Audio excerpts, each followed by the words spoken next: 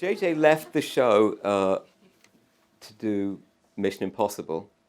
My understanding actually was that they wouldn't let him out of the deal at first with Mission Impossible, which is why they delayed it. They delayed the picture a year, maybe 2 years. And you then spiraled into a terrible depression. Why?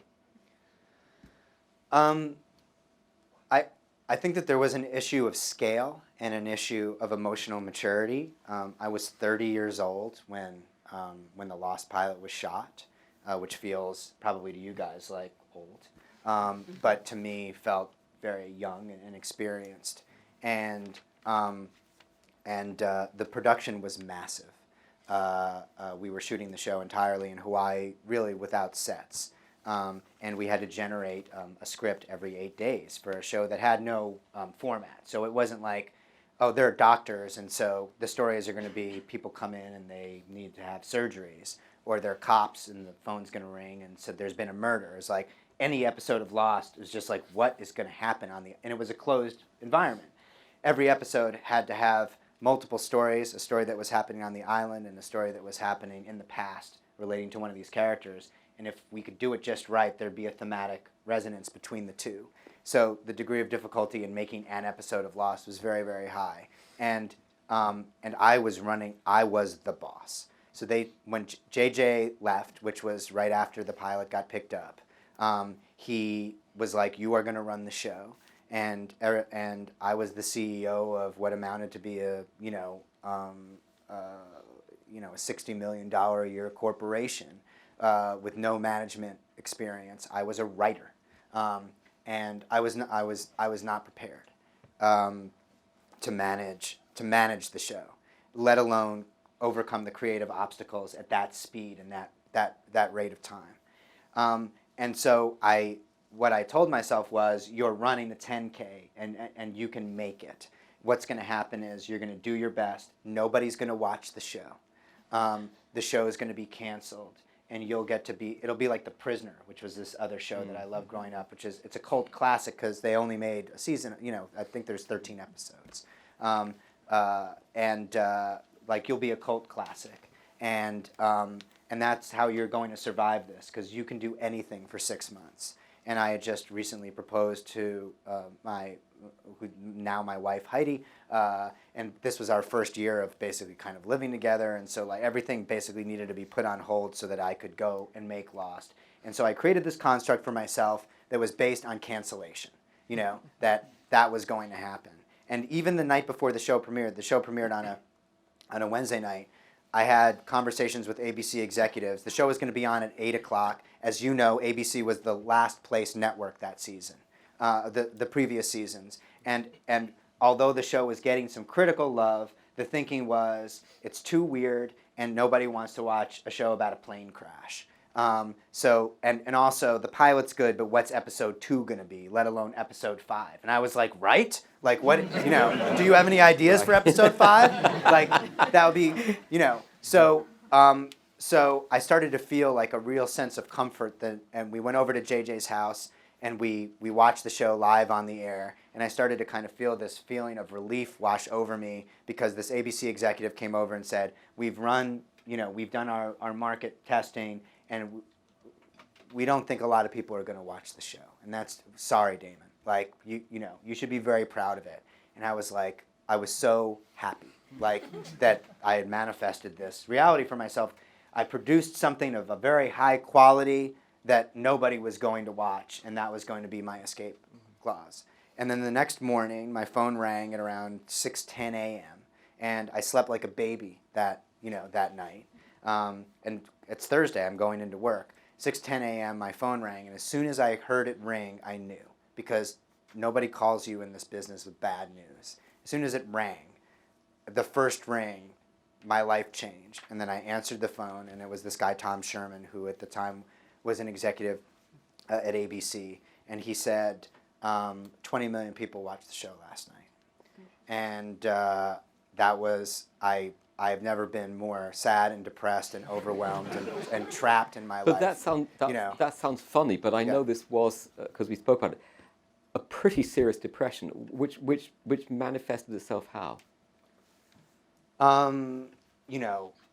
profound kind of disconnect from like the universe, like total, sort of exhaustion, like a desire to not do anything, loss of appetite, fantasies about never suicidal, but fantasies about getting in car accidents that would prevent me from having to go into the work that day, because at the time that the ratings came in, we were writing episode 7, and I was like, they're gonna make me do this 15 more times, and now everybody's watching. Like and so when I said it was an issue of scale, I wanted to be a successful television writer. I had worked on and written scripts on shows that had like 10 million people watching, but they weren't my shows.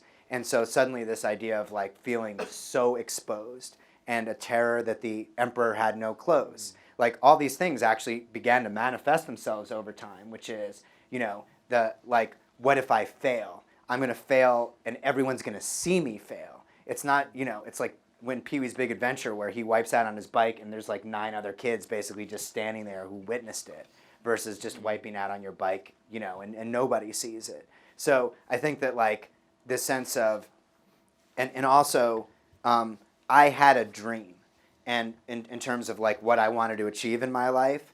And when I got that call, it was like so above and beyond anything that I had ever dreamed that I felt like I didn't deserve it. And I was like, I don't deserve this. I'm not entitled to it. I haven't earned it. What am I supposed to do with this? And, my wife and I would go out for breakfast on the weekends, even though I would go into the office afterwards, and we'd be sitting there eating, and the people at the table next to us were talking about Lost. And I was like, this is not a normal thing that should be happening right now. And Heidi, my wife, was smiling. It's like, isn't this the greatest thing in the world? And it was the worst thing in the world. And the fact that everybody was telling me that it should be great made me feel like there was something wrong with me. And I've never struggled with depression. I don't think anyone who knew me prior to this would basically say like, oh yeah, Damon's a sad guy. Like, this has been kind of like something he struggled with all through adolescence. I am a happy guy. And so when this happened, it was so aberrant that it was, and it was incredibly lonely. And things didn't really shift until Carlton came along. And when you brought him in to do the show, that lifted you out of the depression? Yeah, hugely. Because and thank you for talking about that too, Oh, no. because I think it's important for people to know. I think everybody thinks, oh, well, when I have success, my life is going to be perfect, and that's just not what life is. I'll be honest with you, and I'm glad that you said that, because there was a part of me prior to this happening where whenever someone who had achieved their dream, like an actor, was complaining, saying like, this isn't easy, I'd be like, oh, come on, boo-hoo, Russell Crowe. Like, Russell Crowe is gutting for me now. I would work with him and Scott Rudin in a second. But not together. No, yeah. But if I can be completely and totally precious about it for a second, we are artsy folk, we're all we are art, we all fancy ourselves artists, and we are wired as artists, and part of being a good artist is tapping into some sort of emotional reality and trying to communicate it to others through our art, and that requires a certain amount of vulnerability and nakedness, and that's hard.